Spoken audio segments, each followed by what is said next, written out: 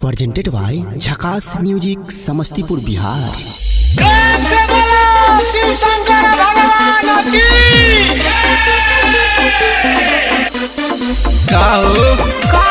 कहाँ जाए के तैयारी करो तारू? देखत नहीं खूब का छोटकी बड़की भौजी सब जात बाड़ी।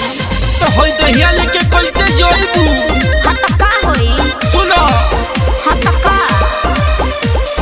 बारू लड़ा कोर कैसे जइबू देवा घर में थाक जइबू धनी तू तो अधवे डगर ना में जी। हर साल जालू तू तो बाबा के नगर में हाँ। देह कम जोड़ बाराम कर घर में असो भरा जाए दा जलावा चढ़ाए दा।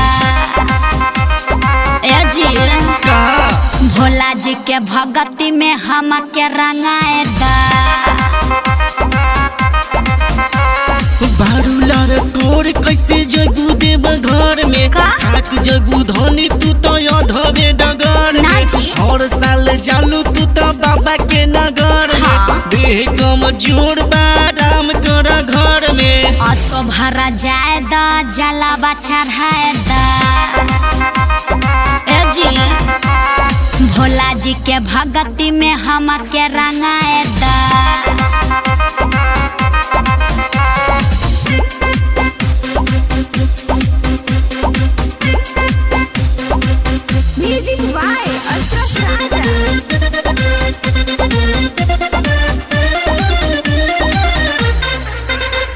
झूठो के बहाना न तलाशल कर हो माने वाला नहीं पिया माफ कर हो।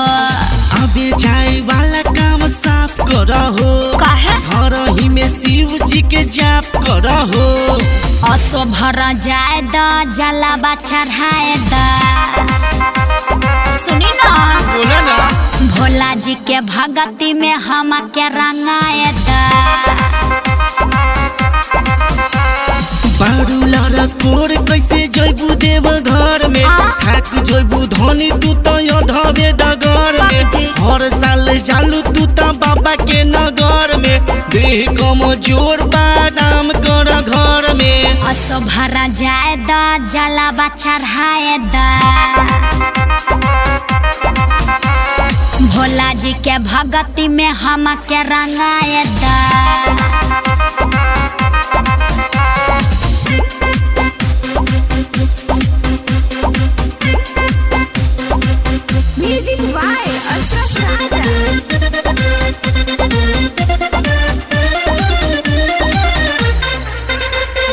राइटर नागेंद्र काहे रोकता रह जतरा पजानी तब टोकता रह। राजा झकास अभी सोचता रे हो अच्छा। रोहित राज देखो रेडी बारे हो असो भरा जाए दा जलावा चढ़ाए दा। सुनी ना कहा भोला जी के भगती में हम के रंगाए दा। बारू लड़ा कोर कैसे जइबू देवा घर में हाँ। थाक जइबू धनी तू तो अधवे डगर में बाबूजी। हर साल जालू तू तो बाबा के नगर में देह कम जोड़ बाराम कर घर में असो भरा जाए दा जलावा चढ़ाए दा। ए जी का? भोला जी के भगती में हम के रंगाए दा। ना मानबू तो चल झकास रिकॉर्डिंग स्टूडियो समस्तीपुर।